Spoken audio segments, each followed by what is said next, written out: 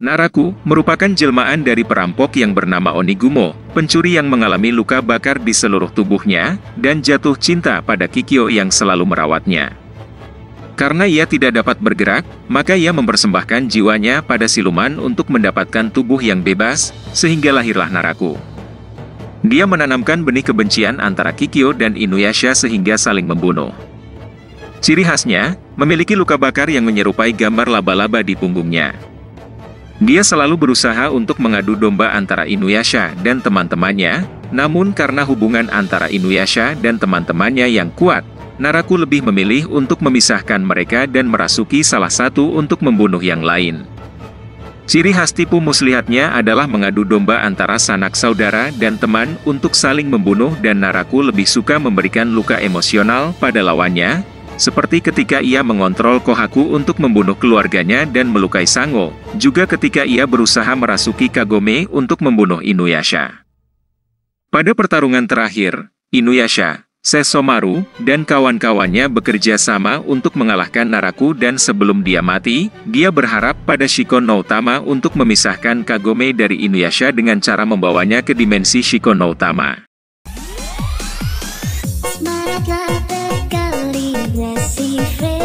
Frekuensi yang sama, saatnya untuk mengikat janji, merangkum indahnya laras rasa nihil ragu, biarlah merayu di ruang biru. Bias kita jadi tak sugai ragamu mendayu seperti diramu. Jadikan hanya aku satu-satunya sembarakan bagi sembeli ular.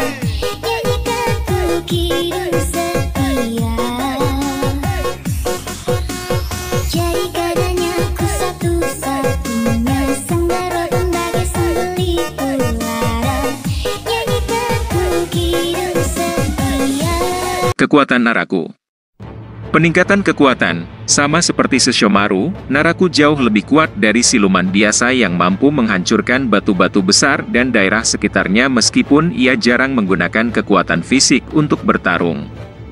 Kecepatan yang ditingkatkan, Naraku bisa bergerak lebih cepat dari yang bisa dilihat mata, baik di udara maupun di tanah. Dia berhasil melawan Inuyasha dan kelompoknya berkali-kali melalui kecepatan alaminya, meskipun dia biasanya mundur setelah beberapa saat. Berubah bentuk, Naraku dapat mengambil bentuk siapapun atau apapun yang dia pilih, dan mengubah suaranya seiring dengan penampilan fisiknya. Dia merasuki Tuan Muda, Kagewaki, dan tetap dalam bentuk seperti aslinya. Menurut Miroku bahwa setiap kali kakeknya melawan Naraku, siluman itu muncul dalam bentuk yang berbeda. Contoh paling penting dari perubahan bentuknya adalah saat Naraku menyamar sebagai Kikyo dan Inuyasha dan membuat mereka saling membenci. Karena aromanya tidak berubah dengan wujudnya, Naraku berhenti menggunakan kemampuan ini karena Inuyasha dan Koga akhirnya dapat mencium aromanya. Sihir siluman, Naraku mengetahui banyak mantra dan kutukan yang berbeda. Contoh utamanya adalah terowongan angin, dan kematian ilusi, yang digunakan untuk mengalihkan perhatian kelompok Inuyasha saat mereka mencoba menyelamatkan Kikyo darinya. Namun sementara Naraku mahir dalam menggunakan mantra dan kutukan gelap, itu bukan kekuatan utamanya untuk digunakan, dan karena itu dia membutuhkan bantuan pendeta kegelapan, Tsubaki, untuk mengutuk Kagome dengan kutukan tingkat lanjut. Seni boneka siluman. Salah satu mantra Naraku yang terkenal adalah menyulap boneka iblis yang mirip dengannya di kulit babonnya. Naraku mengendalikan mereka dari jauh dan bisa melihat melalui mata mereka. Mereka sebagian besar terbuat dari lumpur dan tanah, dan mampu menumbuhkan akar untuk menyerang lawan. Mereka hanya akan menghilang jika jantung mereka hancur, yaitu golem dengan sehelai rambut Naraku yang melilitnya. Penyerapan. Naraku mampu menyerap siluman lain ke dalam tubuhnya, menambahkan kekuatan mereka dan tubuh mereka ke dalam tubuhnya. Ini terutama bagaimana dia mendapatkan kekuatan, dengan mencari dan menyerap siluman yang kuat, dan memberinya akses ke kekuatan mereka. Naraku juga bisa mengeluarkan bagian tubuh yang lebih lemah untuk melepaskan diri darinya.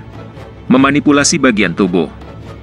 Karena dia terdiri dari banyak siluman dalam satu tubuh, Naraku dapat memanipulasi bagian tubuh mereka sesuka hati untuk merestrukturisasi dan memperkuat tubuhnya, dan dia juga dapat meregenerasi dirinya sendiri dari cedera dan mereformasi bagian tubuhnya jika memang demikian. Penciptaan inkarnasi, Naraku dapat membuat inkarnasi dari tubuhnya sendiri untuk melakukan pekerjaan kotornya. Sebagian besar memiliki tanda laba-laba di punggung mereka yang lahir dari Naraku ketika dia masih menjadi hanyo dengan Onigumo di dalam dirinya. Dia sering mencabut hati mereka untuk memastikan kesetiaan dengan bayarannya mati karena ketidaktaatan. Armor Shell. Setelah menyerap Moriomaru, Naraku memperoleh Armor Shell dari Meiyoju, mampu mengubah ukurannya untuk tujuannya sendiri. Dia juga memperoleh kemampuan untuk menutupi dirinya sesuka hati dengan cangkang Moriomaru yang tidak bisa ditembus. Terungkap bahwa Naraku menyembunyikan permata Shikon di bawah cangkang itu. Potongan tubuh yang dapat hidup. Setelah menyerap Moriomaru, Naraku memperoleh kemampuan boneka Haku untuk mengendalikan dagingnya dari jarak jauh dan mengirim mereka untuk mencari siluman lain yang kemampuannya terbukti berguna. Naraku menggunakan kemampuan ini untuk melepaskan kepalanya saat menggunakan jaring laba-laba miliknya, yang membuatnya lebih mudah untuk melarikan diri. Jaring laba-laba. Setelah penyerapan kembali hati Onigumo untuk kedua kalinya, Naraku memperoleh kemampuan untuk membuat benang sutera laba-laba. Hanya mereka yang memiliki kekuatan spiritual tinggi, seperti Kikyo dan Kagome yang dapat melihat mereka setiap saat. Naraku bisa membuat jaring itu terlihat sesukanya jika dia mau. Siapapun yang hatinya rusak akan dengan mudah terperangkap dalam jaring, yang memungkinkan Naraku untuk semakin mengotori hati mereka jika dia mau. Racun.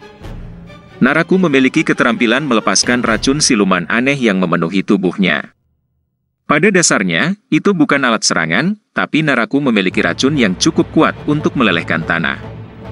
Baik manusia biasa maupun siluman tingkat rendah tidak bisa mendekati area yang dipenuhi racun Naraku. Dia menciptakan pecahan Shikon palsu untuk Koga dengan zat ini.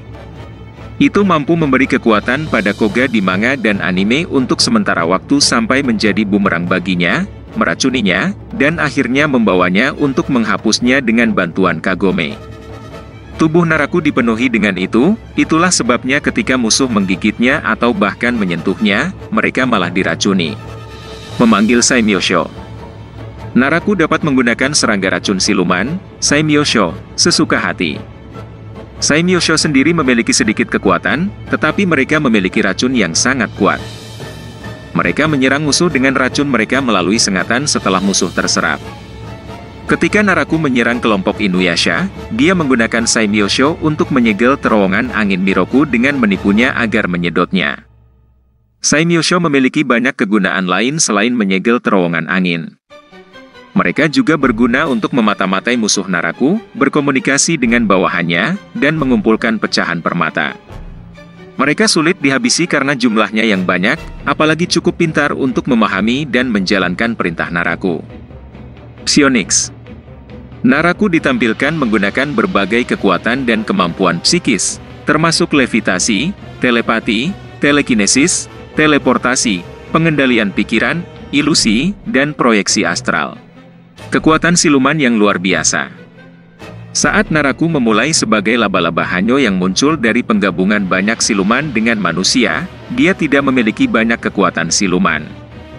Sepanjang seri, saat ia terus mengumpulkan lebih banyak pecahan permata Shikon dan menyerap banyak siluman apakah mereka biasa atau kuat, kekuatan siluman Naraku sendiri pada akhirnya mampu meningkat secara signifikan.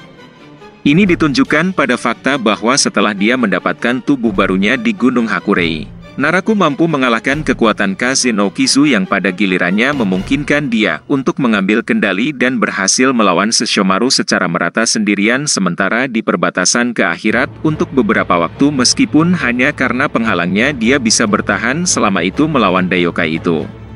Penghalang atau Kekai, kemampuan Naraku yang paling terkenal dan khas adalah pelindungnya atau Kekai yang mencegah musuh menemukan dan atau menyerangnya. Pada awalnya penghalangnya hanya berguna untuk menyembunyikan kehadirannya. Saat dia mengumpulkan lebih banyak pecahan permata, Naraku menjadi cukup kuat untuk membangun penghalang yang cukup kuat untuk bertahan dari Kaze no Kizu. Setelah Naraku membersihkan hati manusianya, Penghalang menjadi begitu kuat sehingga tidak ada apapun kecuali panah suci Konosoha dan Kikyo yang mampu menembusnya. Keabadian. Setelah dia menciptakan tubuh barunya dan mengeluarkan jantungnya, yang keluar sebagai bayi, Naraku dapat beregenerasi tidak peduli berapa banyak kerusakan yang telah diterima tubuhnya karena kekuatan hidupnya tidak ada di tubuhnya. Nyatanya, bentuk regenerasi baru yang diperoleh Naraku ini menyebabkan Kikyo percaya bahwa satu-satunya cara untuk menghancurkannya adalah dengan benar-benar menghancurkan keberadaannya dan itu adalah dengan memurnikan jiwanya dengan memurnikan pecahan permata Shikon terakhir yang telah disimpan di tubuhnya.